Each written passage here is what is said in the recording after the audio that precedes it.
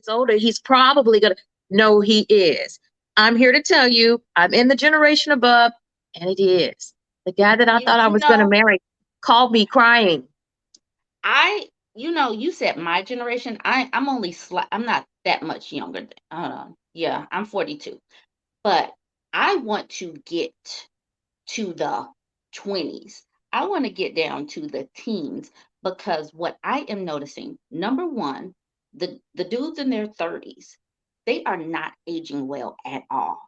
You know, their daddies, were in the 90s. Their daddies were out there drinking the Hennessy, eating the hot wings, going through the fast life. Their daddies were part of that generation that was selling the drugs, and now their generation is a generation that came up taking them. So their bodies from the inside out are putrefying.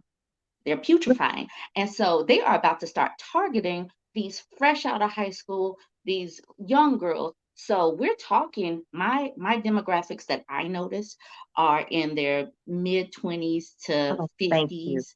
I want to So get glad. younger. I'm I glad. want to prepare teenagers for what's coming because it's about to get real here. These men are about to start really targeting us because they're not living well and the medical field is failing.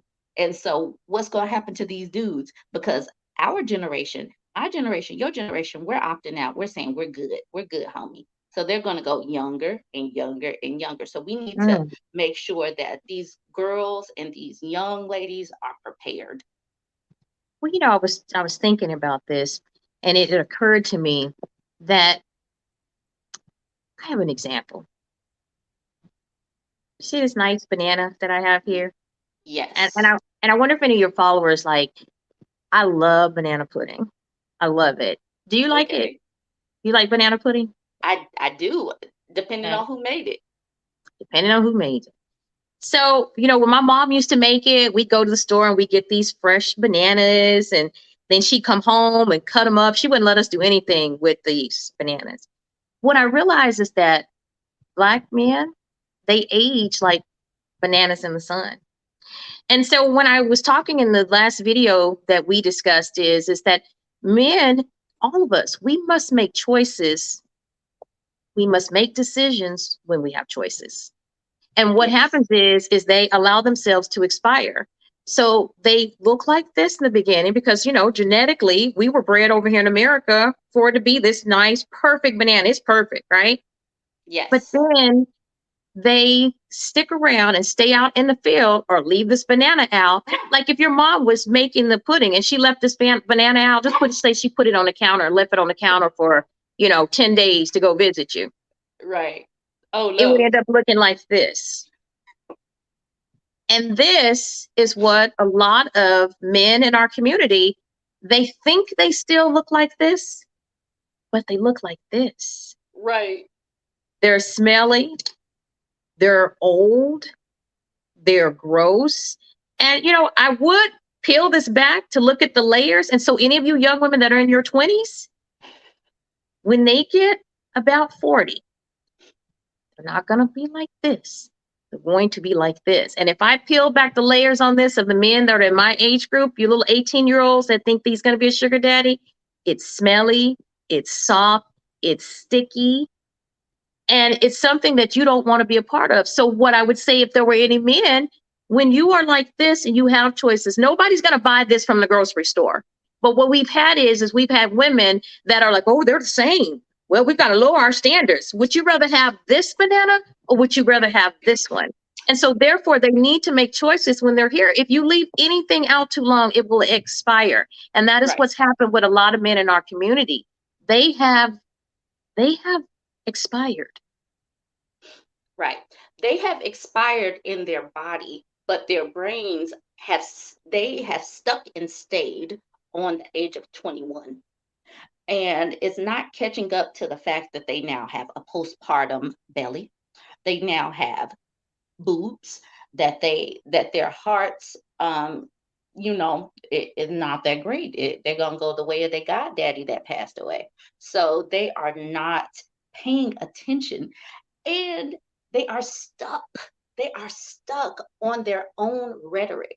Like literally, we are making videos, we're talking, we're typing Mhm. things. They don't listen to Mhm. us.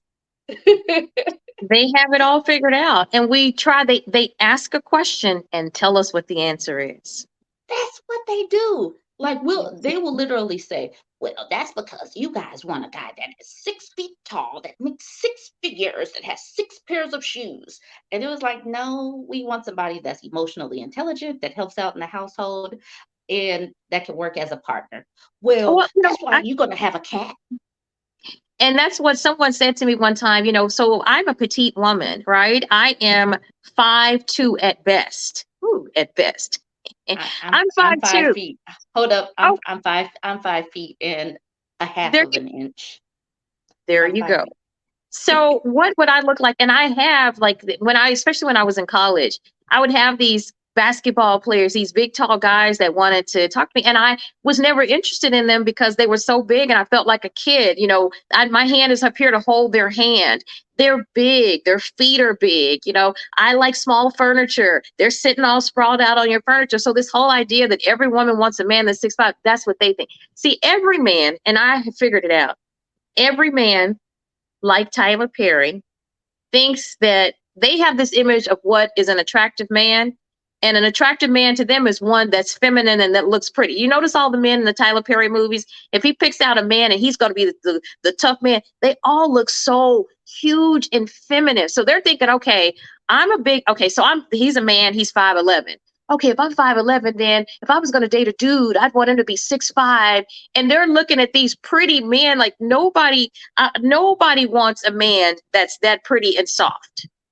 Right. I mean, if that's the case, you might as well just get with a woman. If you're going to get with a man that's pretty and soft, but that's what they think, that they have this idea of what we want. And we tell them what we want. For example, my college fiance that I thought I was going to marry, he Mm-hmm. said to me at a job interview in his city, our plan is that he was going to finish law school. I was going to finish undergrad. He was going to go and build a law firm in his city and become the mayor, but we were going to do this together. So he was going to go build his law firm up. And when you start out in TV news, you don't start out at CNN or the network. You start at a Right. little podunk news station, right? Carrying Right. your own equipment. And I worked my way up, and I worked really hard to work my way up because he lived in a major city. So instead of going to network news, I was going to work my way up to a top city in that state, which would be a large market, be the main anchor there. I was going to move there, be a reporter. We were going to get married. I was going to move up to anchor. We were going to have children. He was going to run for mayor. And then I was going to be the mayor's wife. I got the job